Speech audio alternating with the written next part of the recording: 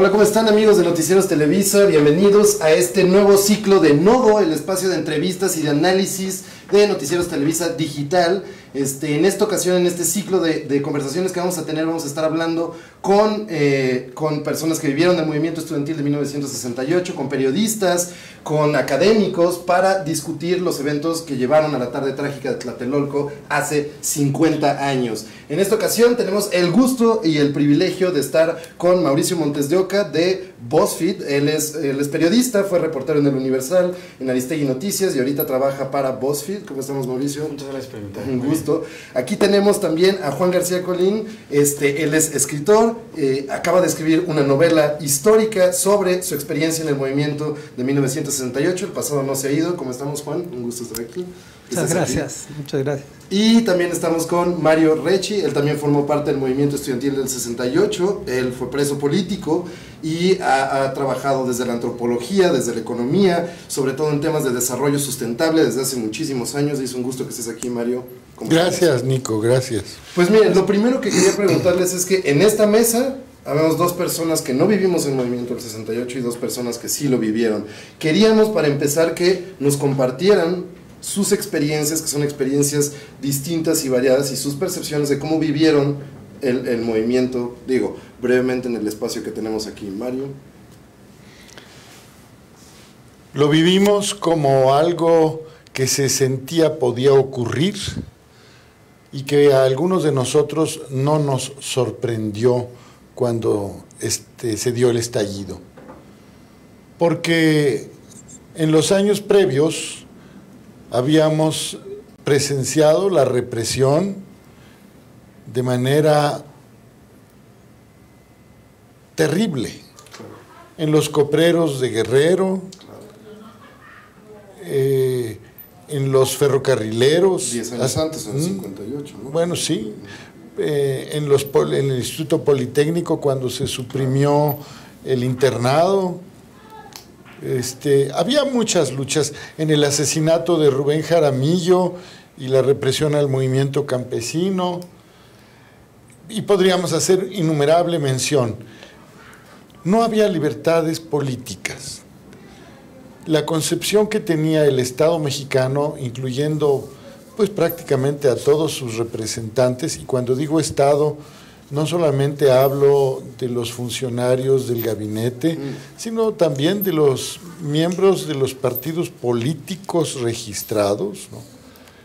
Veían que todo tenía que encauzarse o funcionar como parte del establishment, del statu quo, de lo que era aceptado. Y los jóvenes no tenían participación en ese contexto. Ni los jóvenes ni aquellos que no eran beneficiarios del sistema. Era inevitable que ocurrieran muchas luchas más. El nivel de extensión que tuvieran estas luchas dependía, desde luego, del control corporativo extenso que había establecido el Estado a través de esa estructura piramidal de la CNC, la CTM, la CNOP y todos los organismos copiados del fascismo italiano en la época de Lázaro Cárdenas. Y les costaba incluso mucho trabajo, y todavía hoy, entender que se trataba de un mecanismo fascista, ¿no? Que por cierto sigue presente, porque no se ha terminado. Entonces, en esa época, si tengo bien entendido, ya formabas parte de la Liga Espartaco antes del 68. Sí, así es. Yo entré a la Liga Espartaco en 66, 2 años antes. Y participaba tanto en actividad de organización obrera como después en lo que se llamó la fracción armada de la Liga Espartaco, que luego los mismos espartacos ocultaban porque no querían saber nada de los alebrestados, de los jóvenes alebrestados de la misma liga, ¿no? Sí, en algún momento dijiste tú mismo que era una cosa extraña de buscar la democracia a través de estos medios más extremos, ¿no? Pues no era extraña, era indispensable, no había remedio. Si querías repartir un volante y te partían el hocico, ¿no? Pues entonces tenías que encontrar la forma de hacerlo contestándoles. Claro. Y si un evento tan pequeño como distribuir propaganda era tan subversivo, pues nosotros asumimos que la lucha democrática era una lucha subversiva, ¿no? Cuando estalló el 68, lo que lamentamos muchísimo es no estar estrictamente dentro de la actividad, porque ya estábamos detenidos, ¿no? Claro. Aunque muchos de nuestros compañeros, porque solo fuimos detenidos 14, muchos de nuestros compañeros continuaron el mismo trabajo que nosotros hacíamos y fue madurando eso en una respuesta ciudadana popular, hoy difícil de entender, pero que fue muy extensa porque abarcó miles de jóvenes. Claro. Miles de jóvenes que optaron por responder la violencia con violencia. Claro. ¿Y tú, Juan, cómo fue tu llegada al movimiento del 68? Mira, yo era miembro del Comité de la Sociedad de Alumnos de la Prevocacional número 6 y por lo tanto pues estaba inmerso en esta situación y además estaba la Federación Nacional de Estudiantes Técnicos, una agrupación que tenía que le reportaban todas las sedes de alumnos del Politécnico, ¿no? ¿Cómo se dan los hechos? En una época a donde el gobierno era autoritario y represivo 100%. Porque ¿cómo nos explicamos que el movimiento surgió por una violencia que ejercieron los granaderos, al grado de golpear a maestros, a estudiantes, a docentes, a intendentes, sí, y allanaron a la vocacional 5? Sí, sí, sí. O sea, fue una represión tremenda. Ahí fue donde se inició el movimiento. ¿Cómo es posible que en esa época el ejército que está para cuidarnos, días después, empieza la represión, cuando va y toma la preparatoria número 1 de San Ildefonso? ¿Cómo es posible que se enfrenten a estudiantes que no tenían ni armas, si lo que teníamos era bombas Molotov, si tú quieres? A punta de bazucazo. A pasos de bazucazo, y el armamento no se compara, ¿no? Sí. Y esa fue la respuesta. Los jóvenes de antes, los jóvenes de la siguiente generación, los jóvenes de hoy en día, son gente pensante, somos gente pensante en nuestra época, no hay ningún cambio. Y lo que queríamos era respeto. Queríamos eso. ¿Y qué respuesta tuvimos? Una respuesta violenta, totalmente violenta. Y eso fue lo que fue originando. Nos damos cuenta de muchas situaciones y dices, oye, no es posible que a los jóvenes les den ese trato, como hoy en día se lo están dando, a los jóvenes de hoy. La violencia que ejerce el gobierno está marcada en el 68, pero no nada más la violencia desde el punto de vista que comentamos, sino que también una violencia educativa, porque el día de hoy los jóvenes presentan su examen para ingresar a la universidad, al Politécnico, y se quedan fuera. ¿Cuántas solicitudes reciben?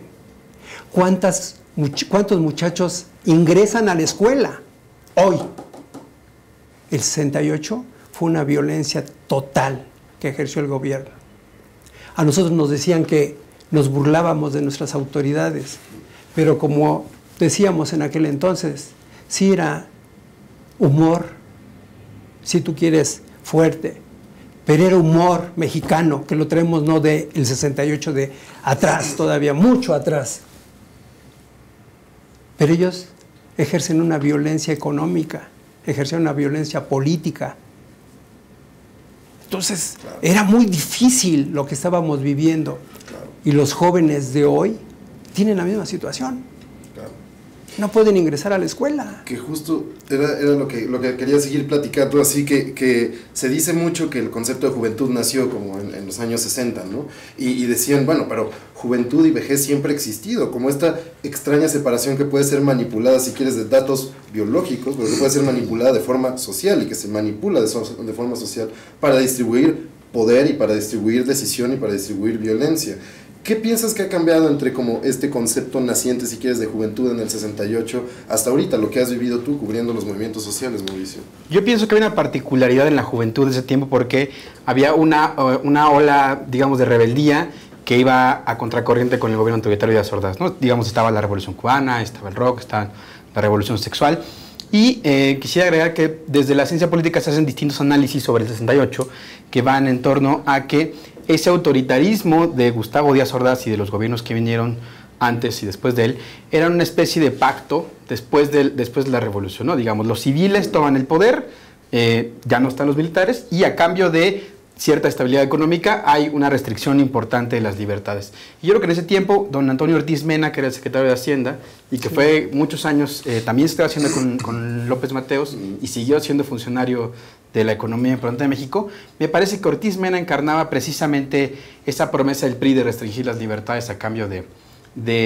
desarrollo económico, pero creo que ambas cosas se rompen incluso antes del 68, ¿no? Vemos el movimiento de los médicos, vemos el movimiento de los ferrocarrileros que ya no están contentos con esta estabilidad económica de la que les toca muy poco. Y vemos, por ejemplo, este movimiento de los copreros, que a su vez, como lo tuvo también el Partido de los Pobres, que tuvo un final similar, ¿no? Digamos, de represión, de mucha brutalidad, siguen teniendo actualmente ecos, ¿no? Digamos, el movimiento de autodefensas ahora en Guerrero tiene mucha inspiración de Lucio Cabañas, tiene mucha inspiración del ideario del Partido de los Pobres y tiene mucha inspiración en el caso de los copreros. Claro, claro. Que eso es muy interesante. No sé, en esta idea de que los movimientos, que muchas veces se crea como este discurso bastante vacío, pero también bastante peligroso en los medios de comunicación y demás, de que se hablaba, por ejemplo, en el momento de que el movimiento estudiantil estaba al servicio de tal o tal ideología, como si no hubiera también una enorme variedad ideológica dentro del movimiento. Tú en la cárcel, por ejemplo, Mario, tuviste clases con el maestro Pepe Revueltas y con Nelly de Gortari ahí, si bien entiendo, los viste por ahí.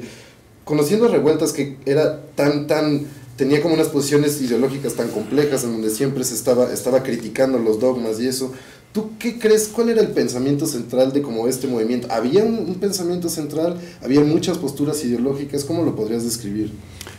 Bueno, yo diría que el programa expresa el nivel tan bajo de conciencia que existía en la generalidad, porque el programa de los 6 puntos... Sí.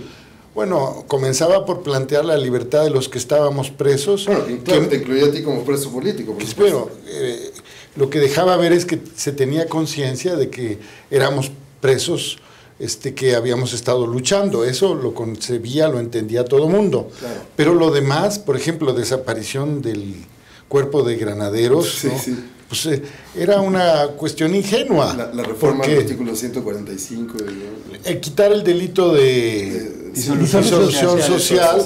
Bueno, nos siguieron aplicando tantos otros delitos y a la fecha siguen aplicando cualquier delito con tal de encerrar a los disidentes. Bueno, a Revueltas lo metieron hasta por homicidio, ¿no? En el 68. Pues. Sí, bueno, o sea, es ingenuo plantearse que la abrogación de un artículo iba a crear justicia. No se tenía claro todavía el carácter del Estado en forma generalizada. Claro. De entonces a hoy, la conciencia social ha avanzado mucho. Hoy las personas no se van con la finta de que depende de los porros o del cuerpo de granaderos, ¿no? La represión que acaba de haber en la UNAM, a todo el mundo le queda claro que fue una decisión de Estado, ¿no? Sí. No fue una decisión de Graue, no fue una decisión de una persona, fue una decisión de Estado.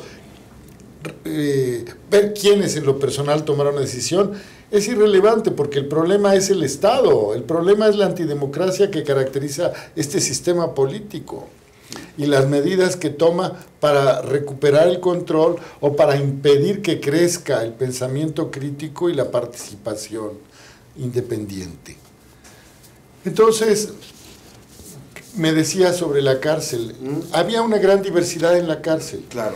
Estaban los presos trotskistas, estaban los presos maoístas, estaban los presos campesinos, estaban los presos obreros, porque había muchos obreros presos por luchar por la democracia sindical, pero no del tipo de María, ¿cómo se llama esta? La del CENTE que salió recién, el Vesté, no del tipo del Vesté, sino auténticos trabajadores, ¿no? Había muchos obreros del sindicato petrolero que buscaban el reconocimiento a su organización democrática. Había campesinos de varios estados que tenían demandas correctas y que por plantear cuestiones de orden legal los tenían presos. Y había compañeros, desde luego, del movimiento comunista, que por repartir propaganda, Fernando Arizpe, que fue el último preso de disolución social, se pasó 8 años preso por repartir un periódico. Por repartir un periódico, 8 años preso. Era un crimen, verdaderamente un crimen. Al que no se le ha hecho justicia a Fernando, por ejemplo, ¿no? Que era un gran tipo. Un tipo brillantísimo, un gran geógrafo, ¿no? Yo estudié geografía con Fernando Arizpe. Bueno, estudiamos todos con todos. El que sabía de algo le enseñaba a los demás, pero no siempre eran clases, estrictamente hablando. En esa diversidad, algunos impartían clase, por ejemplo, Toño Gershenson, que era un físico ya entonces connotado, pues nos daba clase, él sí nos daba clase primero de aritmética, porque entender las operaciones básicas de una manera mecánica o entenderlas en un sentido teórico como nos las enseñó Antonio, pues eso es otra cosa, ¿no? Con él vimos hasta cálculo diferencial e integral. Luego nos dieron temas selectos de trigonometría y otras disciplinas de ese orden, otros compañeros que tenían esa especialidad. Revueltas no daba clase. De Gortari no daba clase. Revueltas platicaba y te recetaba, ¿no? te recetaba lecturas y te echabas un round con él si lo aguantabas, porque había que haber leído algo para poder dialogar con él. Y de Gortari era muy formal. Ya. Él era el doctor de Gortari. Ah, y así lo tenías que llamar. No, bueno, yo era el único autorizado a hablarle de tú, de toda la flota de mis compañeros, porque yo me recetaba todo lo que me daba para leer y entonces me tomó algún respeto. Ya te lo ganaste. Ya me lo había ganado, porque un día le digo, maestro, creo que estoy mal del método, porque he cometido algunos errores, ¿no? Prácticos muy graves. Quiero que me ayude a reconstruir el método, a adquirirlo, a entenderlo. Ajá. Y me dijo, bueno, vas a comenzar por leer a Chen Yang. ¿Chen Yang? Sí, es el premio Nobel de Física del año pasado. Maestro, pero yo quiero saber método. Sí, pero estudiando a Chen Yang vas a empezar a entender el método. Bueno, entonces empecé por estudiar antipartículas. Y acabaste de dar tus clases en la ENA, si tengo bien entendido, por el doctor de Gortari después, ¿no? Ah, bueno, sí, no sé cómo lo sabes, pero efectivamente a de Gortari lo invitaron a la ENA a dar clase. Entonces yo estaba recién liberado. Bueno, de método, sí. Y entonces Eli me dice, fíjate que ya no tengo tiempo de ir a dar más clases, ya tengo muchas materias. Y te estoy proponiendo a ti. Y yo le digo, oye, Elifas, ¿tú crees que yo puedo dar clase? ¡Claro! Después de el tiempo que estudiaste conmigo, no hay problema. Y yo dije, bueno, si Elifas cree que lo puedo hacer, con mucho gusto. Interesante. Y yo entré a dar clase, no estaba titulado, no me titulé además después, aunque estuve mucho tiempo en la escuela y estudié muchas cosas de antropología, nunca me titulé. Yo era profesor de método y después de varias materias antropológicas, y Eduardo Matos firmaba mis calificaciones. Gracias a Eduardo y a de Gortari. Vamos a leer algunos comentarios aquí de la gente que nos está viendo. Échenos sus comentarios si tienen alguna pregunta para alguno de los panelistas, por favor, acá díganos. Nos saludan desde Tabasco, nos saluda por aquí Elvira Campos, que está comentando bastante. Nos saludan desde Tijuana. Luis, ¿cómo estamos? Y por aquí hay varias preguntas. Hay una pregunta aquí para Juan. Bueno, saludos desde Obregón, Sonora. Por acá dice Rodrigo Urbina, hola, tengo una pregunta para el señor Juan García. ¿Considera alguna similitud usted entre la generación actual de jóvenes con su generación? Bien, yo considero que no hay ninguna diferencia entre los jóvenes actuales con los jóvenes del 68, porque todos somos gente pensante, que analiza, que critica, que toma decisiones. Somos los mismos. O sea, los jóvenes de hoy estamos igual que los de antes. Nos tocó a nosotros, los jóvenes de 68, vivir esa represión, esa masacre, que yo no la veo nada más en el 2 de octubre. ¿Por qué? Porque el movimiento se inició desde el 22 de julio, a donde hubo mucha represión, mucho autoritarismo. Y después siguieron las brigadas blancas. Pero después del 68, ¿qué sucedió? Ahí no se terminó. Yo lo veo hacia atrás y digo, oye, la represión que tuvo el casco de Santo Tomás, a donde ingresó el ejército. Claro. ¿Cómo es posible que el ejército que estaba para cuidar al pueblo Sí, fue el 20, se utilice para allanar el las 24 escuelas? de septiembre, ¿no? Que fue cuando llegaron Sí, los la madrugada. centinelares, Primero fue el 23 que los Claro. granaderos no pudieron Claro. con los estudiantes, porque ahí sí los estudiantes, la juventud ahí sí se defendió, replegó, sí. se defendió. Como no podían, entonces entró el ejército, se quitó la luz de toda esa zona y entra el ejército. ¿Por qué el ejército? ¿Con qué ellos tenían, con qué, no sé, los tanques, las bazucas, las metralletas, contra jóvenes? ¿Por qué? Entonces, no es 2 de octubre nada más, es antes del 2 de octubre. ¿Qué hubo antes? Todo esto. Y luego tú dices, oye, el 2 de octubre fue la masacre. Sí, pero ¿qué pasó con los familiares de los que murieron, que andaban buscando a sus esposas, esposos, hijos? ¿Qué pasó con los desaparecidos? ¿Qué pasó con los que detuvieron? ¿Pero qué creen? Después. Porque habría que agregar que no fueron 27 muertos. No. Sí, bueno, Entonces, fueron ese- cientos. Sí, cientos, que las cifras Sí. de las agencias de seguridad, incluso como estadounidenses, los ponían cerca de 300. Entonces yo Y que no se sabe, ¿no? a esta persona, ¿cómo se llama el joven? Bueno, de Sonora. Nos yo le puedo decir que no hay. Rodrigo Urbina, ajá. Con Rodrigo, no hay una diferencia, porque la juventud sigue siendo igual, pensante, analítica, que asume riesgos. No hay diferencia para mí. Por aquí hay más preguntas que pueden responder Mario y Juan. ¿Cuáles son, pregunta Lorena, cuáles son las acciones que tomaron tanto el gobierno de Díaz Ordaz y posteriormente el de Luis Echeverría para contener, reprimir y criminalizar a los participantes en particular del movimiento? Y yo creo que por eso hace esta segunda pregunta, que está involucrada con la primera, que es ¿qué era la FNET y cómo se involucró en esto? Bueno, tú, quien quiera que... Yo creo que, Sí, a ver. además del ejército, habría que poner a 2 instituciones más Claro. dentro de la represión, ¿no? Que es la Dirección Federal de Seguridad y la Dirección de Investigaciones Políticas y Sociales, A cargo de Fernando que era, Gutiérrez Barrios. en ese tiempo, digamos, estaba la Secretaría de Gobernación y tenía esta cosa que investigaba, que era la Dirección de Investigaciones Políticas y Sociales, y la Policía Secreta, que era la DFS, a cargo de Fernando Gutiérrez Barrios. En BuzzFeed News hemos hecho mucho el La policía ejercicio secreta de... estaba Cueto. Bueno, digamos... El general Cueto. General El Cueto. general Cueto, ajá. Sí, De la DFS, el sí estaba de al frente de Gutiérrez Barrios. Ajá, exacto. Que también era una especie de policía secreta, ¿no? Parecía gente, Bueno, era espiaba. como un Mauricio Garcés bastante malo, así. Un fuché, decía Elena Garro. El bigotito del alemanismo, ¿no? Pero, sí, bueno, en fin. Les contaba que en BuzzFeed hemos hecho mucho el ejercicio de ir a Lecumberri a recuperar archivos viejos del espionaje de esos años. Y pues parece que no había nada que hicieran los jóvenes o los adultos o quien fuera que no vieran los ojos de gobernación. En BuzzFeed News publicamos una nota sobre Manuel Cloutier, quien desde los 60 empezó a ser espiado en organizaciones empresariales de Sinaloa. La gobernación terminó metiéndose a sus cuentas bancarias, espiando sus reuniones en el PAN, e incluso interceptó sus comunicaciones hasta que terminó, como todos sabemos que terminó, y a lo largo de... Asesinado, para decirlo, sí, claro. A lo largo de esos años no dejó de espiarlo, ¿no?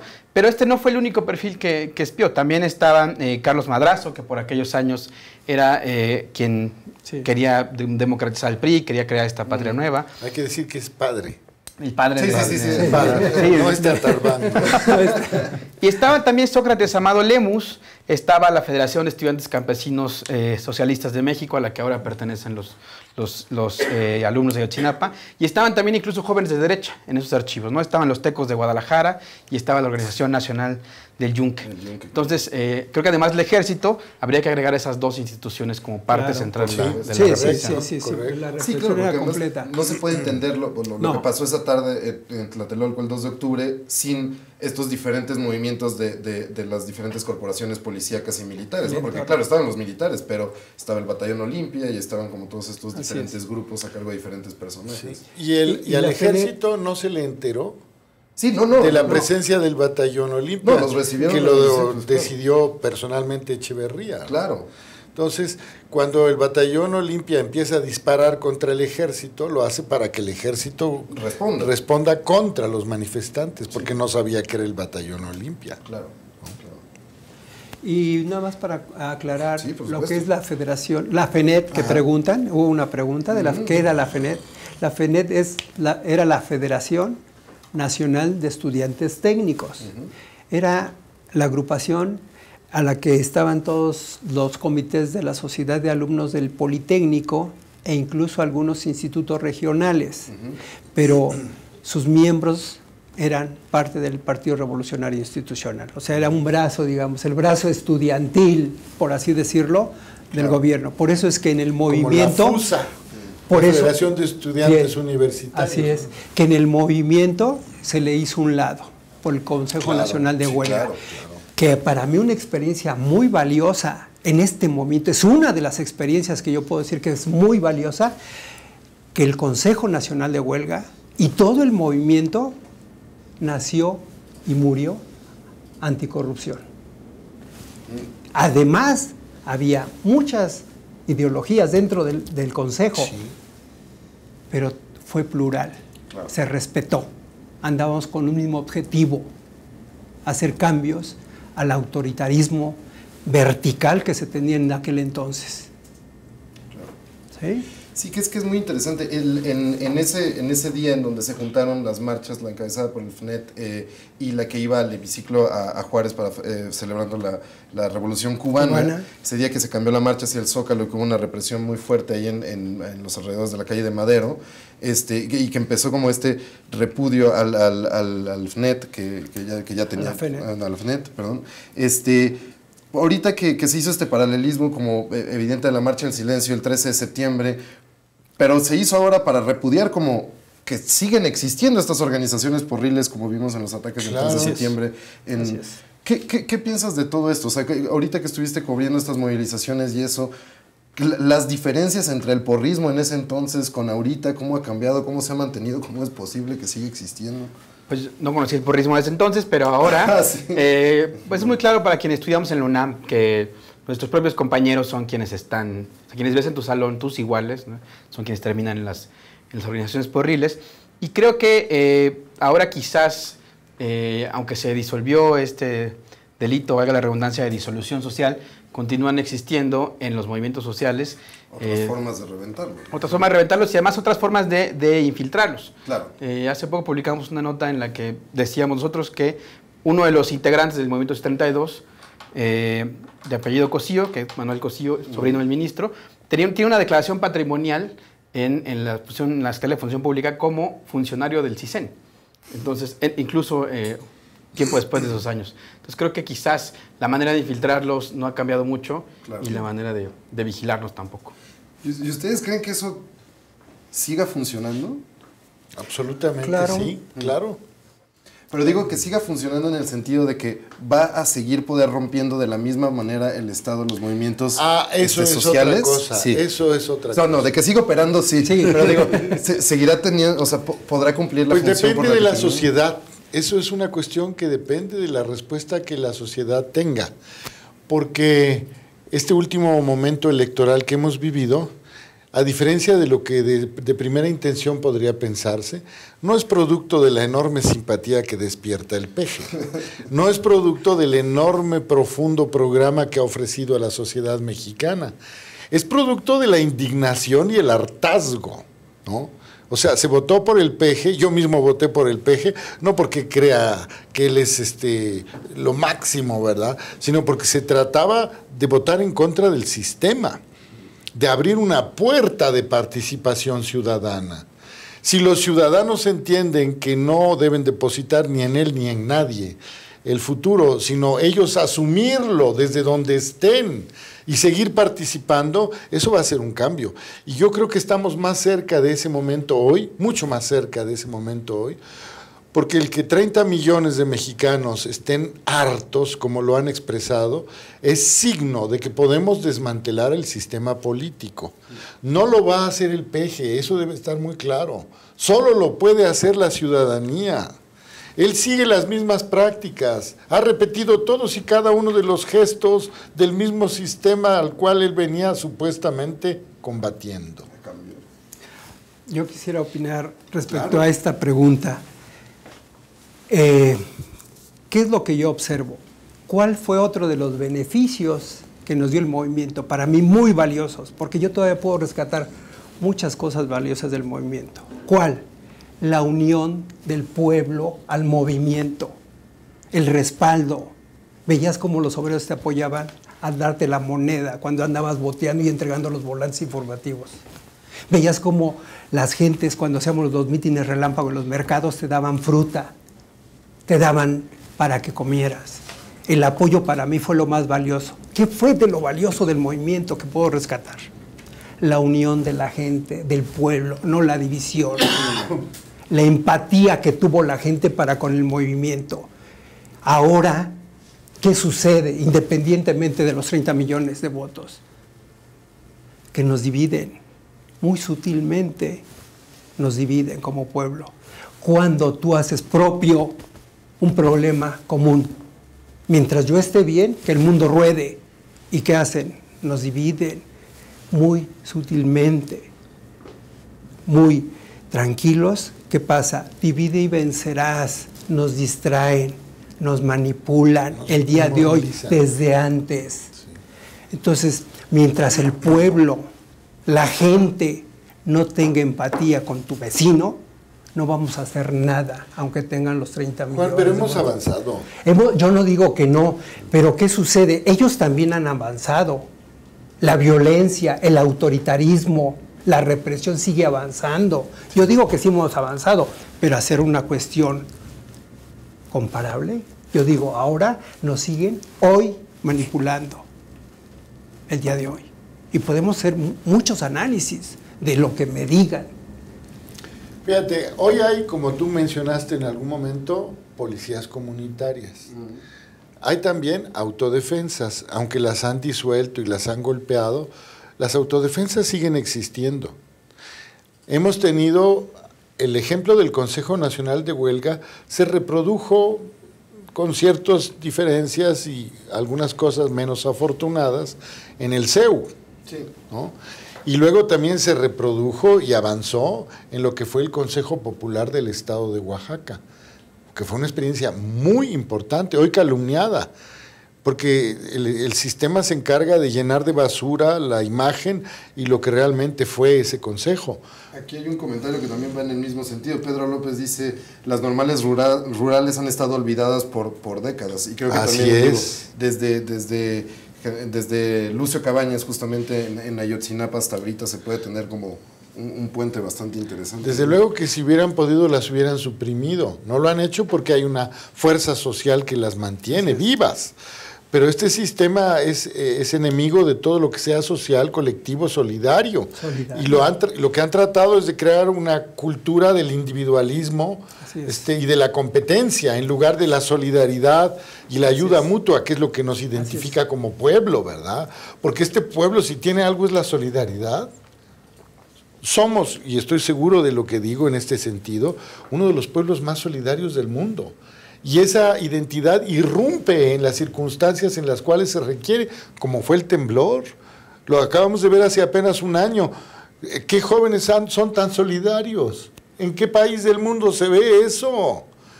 Es una cultura social muy importante, claro, que por fortuna el Estado no ha podido destruir, claro, que no es producto de la Revolución Mexicana, es un producto mucho más antiguo y que se ha conservado y que está irrumpiendo en cada uno de los momentos significativos en los que la gente reclama sus derechos, ¿no?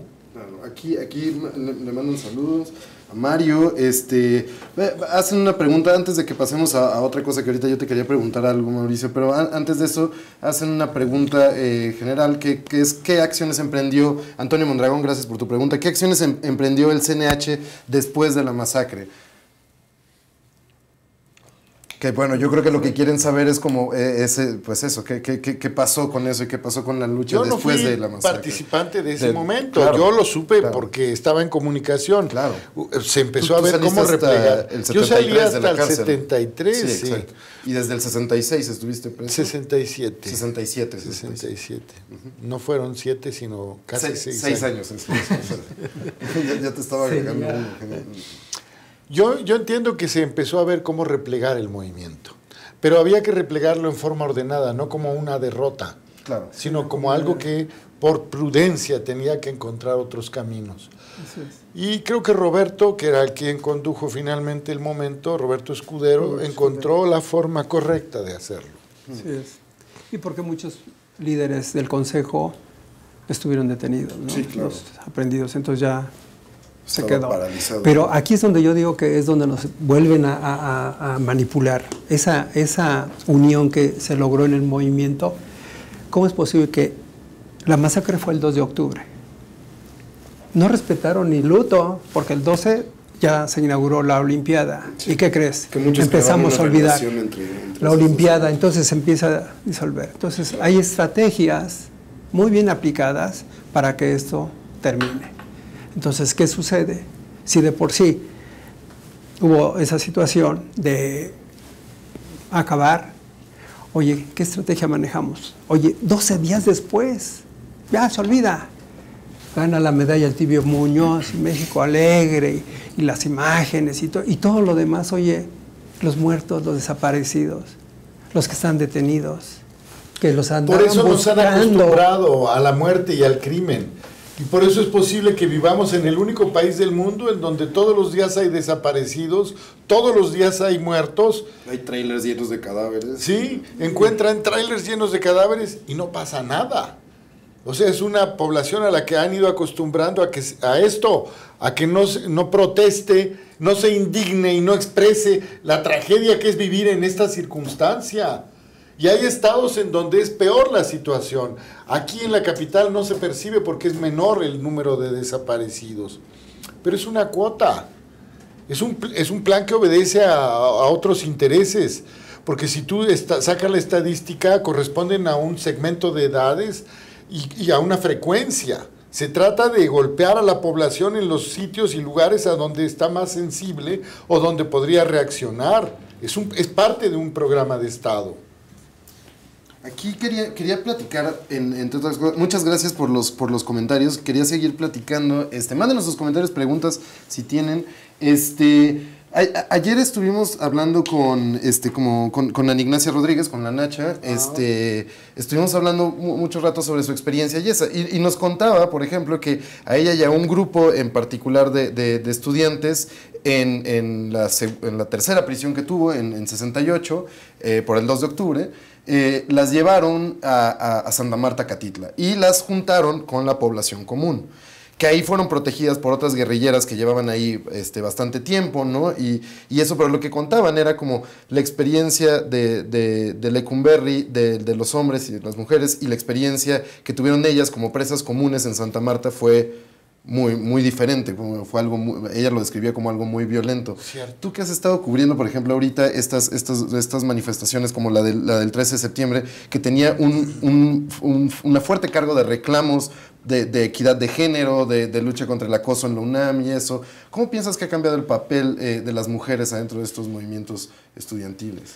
Pues yo pienso que no podría hablar por las mujeres y Claro, pienso claro. que no me atrevería a hacer algo así, pero sí veo que ahora existe un protagonismo mucho mayor, ¿no? Digamos, las madres de los desaparecidos siempre son quienes están en la primera línea de defensa. Este viernes pasado, hace 2 semanas, que hubo el foro con López Obrador para la justicia con las víctimas, siempre quienes hablan, siempre quienes están en la primera línea de defensa son las mujeres. Y yo creo que si bien esos 30 millones de votos no nos dan suficiente para cambiar todo lo que quisiéramos cambiar, sí pueden darnos legitimidad para ofrecer justicia, ¿no? Para no repetir los errores de Fox con la Fiscalía Especializada en Movimientos Sociales Políticos del pasado, esta FEMOSP que se creó en noviembre de 2001 y que finalmente cerró sin poder llevar a juicio. No estoy de acuerdo. El juicio concluyó y se declaró culpable a Echeverría. Pero y estuvo se preso pudo, domiciliaria, digamos, estuvo preso en su domicilio. y el resto de los culpables, digamos, Bueno, hubo pocos, ¿no? Digamos, no se parece más. concluyó el proceso porque no lo dejaron concluir, pero Echeverría fue declarado culpable y estuvo preso, y fue el sistema priista el que le permitió seguir circulando, porque después dijeron que por su edad ya no iba a poder seguir encerrado, Pero él fue declarado culpable, Fueron eso hay varias que cosas, tenerlo ¿no? muy También claro. creo que hubo una cuestión ahí de que proscribía el delito después de 30. Había No, estas figuras. El delito de genocidio No proscribe, yo lo prescribe. sé, por eso trataron de hacer como figura jurídica lo del genocidio y tratar de mostrar al movimiento estudiantil como una, ¿cómo le llaman? Grupo nacional. A lo que yo me refería era que no hubo un juicio como los que vimos de justicia sí, tradicional en Argentina, por ejemplo, ¿no? Sí. Donde estaban las juntas militares y donde no solo Videla, como en este caso no solo Echeverría, sino no solo Videla, sino el resto de sus cómplices, este sistema que permitió, estos protagonistas del sistema que permitieron la represión como tal, no lo vimos acá en México. Y creo que quizás ahora en el caso de Ayotzinapa estamos ante la posibilidad de que esta legitimidad que tiene López Obrador después de las elecciones pueda darle finalmente justicia a las víctimas, ¿no? Ahora se discute... Pero si no está exculpando allá a una serie de personas. Mira, dobló las manitas permitiendo que el ejército ponga la terna para el secretario de la defensa, cuando debía de ser un civil. Lo ha explicado hasta la náusea el general Gallardo. Somos el único país en donde el ejército lo dirige el ejército. No. Dobló las manitas para hacer mayoría en la Cámara con las mismas prácticas priistas corruptas que se siguieron durante todos estos años anteriores. Y ha nombrado una serie de funcionarios en su gabinete que forman parte del sistema político que supuestamente va a combatir.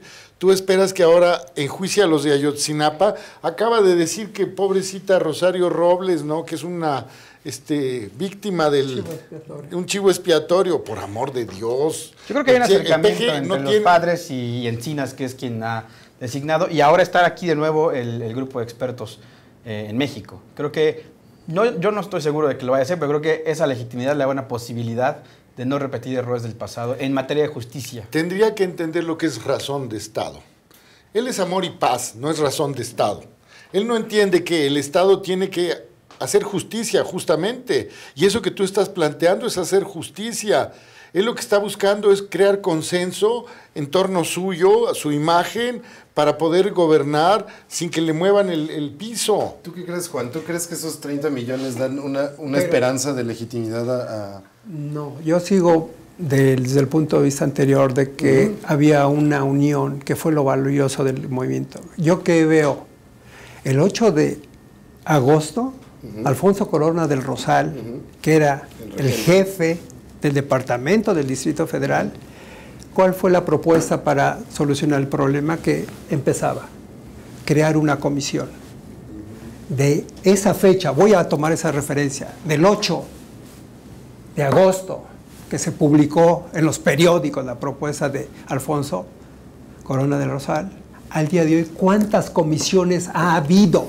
Yo no quiero ahorita poner la informe específica. ¿Cuántas? ¿Cuál es la idea? ¿El olvido? ¿Tirarle al olvido? ¿Se crean comisiones? Hoy, manipular. ¿Cuántas? Es que yo he vivido todas. Tantas, desde la de Colosio. Pero, ¿no? ¿qué quiero decir? La de los asesinatos de la elección de Cárdenas. No, estoy de acuerdo. Pues sí. Por eso te digo, o sea, me dices, va a haber un cambio. Yo quisiera que hoy, acciones, o sea, desde entonces ha habido muchas comisiones. ¿Qué resultados hemos tenido? Ninguno. Ahorita, a 4 años de Ayotzinapa, ¿pretenden otra comisión? ¿A qué jugamos? ¿Al olvido? Creamos comisiones para que... Estamos actuando, estamos investigando, vamos a aplicar la ley, caiga quien caiga, todo lo que ya no sabemos. Esas son mis preguntas. ¿Qué tenemos que hacer? Tenemos que cambiar, ir todos sobre un mismo objetivo, como pueblo, como nación, para tener fuerza. Los 30 millones de votos no, es todo un sistema que hay que cambiar. Y no se va a hacer de la noche a la mañana. Por aquí nos saluda Pedro López y pregunta, ¿todavía hay presos políticos? ¿Alguien quiere hablar de eso? Pero naturalmente que hay presos políticos. Naturalmente. Y además ahora hay de todos, porque antes se encerraba a la oposición de izquierda y ahora hay todo género de presos políticos que disintieron de algunos de los grupos facciosos que participan, ¿no? Porque Mancera, por ejemplo, encerró a los jóvenes que protestaron contra la toma de posesión de Peña Nieto. O sea, un supuesto gobernador que es que de izquierda, ¿verdad?, es el que organiza la represión de los disidentes y defensores de la democracia en su ciudad. ¿no? ¿Cuántos presos políticos ha dejado Mancera? Es una tarea que le dejamos a los ciudadanos, que vean cuántos presos tiene Mancera, ¿no? Pero hay presos políticos del sátrapa de Puebla. ¿Cuántos presos políticos metió ese maldito? Desde los que defendían Cholula como ciudad histórica y que no querían que se les invadiera con una serie de obras turísticas o de negocio. ¿Cuántos presos políticos del mercado de la ciudad de Puebla por haber defendido sus intereses modestos? Y podríamos repasar así el país entero. ¿Cuántos presos tiene Murat? ¿Cuántos presos tiene el desgraciado que fue a retomar la dirección, la gubernatura de Chiapas? ¿Cuántos indígenas presos hay en este país? No, claro que hay muchos presos políticos. Lo que pasa es que la gente se ha acostumbrado a que están ahí, ¿no? Ni siquiera saben por qué están presos, ni siquiera se hace un censo hoy en día de los presos. Cuando estábamos nosotros presos, había una participación popular luchando por nuestra libertad. Y cuando nosotros salimos en medio de un gentío de personas que fueron a celebrarlo. Y hoy es de llorar. De veras, que la gente no tenga conciencia de cuántos presos tenemos, demócratas, de las policías comunitarias en Michoacán. Ahí es donde yo haría un llamado a la juventud actual. Ellos no lo vivieron, tal vez no se los contaron, no tienen la información suficiente. Pero no nada más a la juventud actual, a la juventud anterior, a la generación anterior. ¿Por qué? Porque no lo vivieron, porque no se los contaron. Pero hoy los jóvenes hoy tienen una herramienta fabulosa. Ellos son creativos, imaginativos, que investiguen lo que hicimos en el 68, que analicen, porque son unas personas con criterio, que analicen lo que se vivió y que lo vean el día de hoy. Tienen herramientas fabulosas, pueden conseguir toda la información. No se difunde, no se va a difundir. Necesitamos la participación de ellos, necesitamos el auxilio de ellos, porque la generación del 68 se está yendo. Ya han muerto líderes estudiantiles y la generación se va a acabar.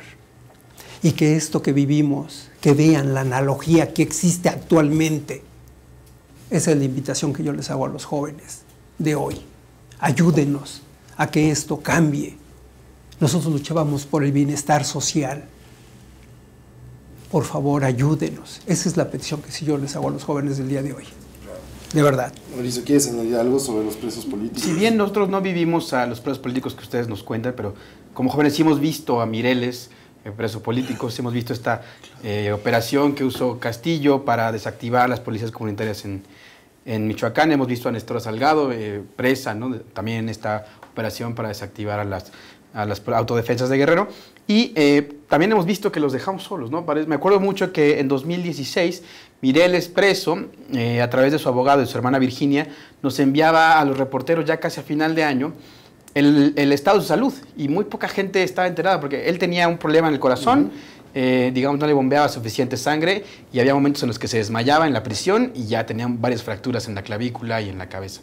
Y estuvo así mucho tiempo hasta que finalmente lo dejaron salir, pero el movimiento que lo acompañó cada vez lo fue dejando más y más solo, ¿no? Y parece que es algo que se repite. Es algo que se repite. Y eso es parte del papel de los medios de difusión. O sea, hacer conciencia sobre las cosas que no podemos contemplar con indiferencia. Claro, por supuesto. Hacer más indignante lo indignante. Pues muy bien, yo creo que vamos a dejar aquí esta conversación porque podría seguir hablando con ustedes mucho rato, pero ya tenemos el tiempo corto. Muchas gracias a los que nos comentaron por ahí. A ver, voy a ver si hay algún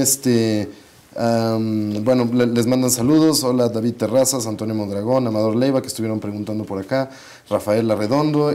Muchas gracias por sus comentarios. Y pues nada, muchas gracias a ustedes por venir con nosotros a platicar esto. En serio ha sido como muy interesante y muy ilustrador y ojalá nos podamos ver pronto para seguir discutiendo estos temas que son muy importantes y que nos interesa seguir platicando. Muchas gracias, Juan. Mauricio. Muchas gracias. Mario. Gracias, Nico. Gracias a Gracias, este equipo audiencia. de jóvenes que le dan otra orientación al periodismo televisivo. De veras, muchas gracias. Échenle más ganas, difúndanlo más. Y gracias a la audiencia. Eso, Por Mario. su Muchas tiempo, gracias. por su tiempo, muchas gracias. Muchas gracias y hasta luego. Nos vemos mañana en la siguiente mesa de Nodo. Hasta luego.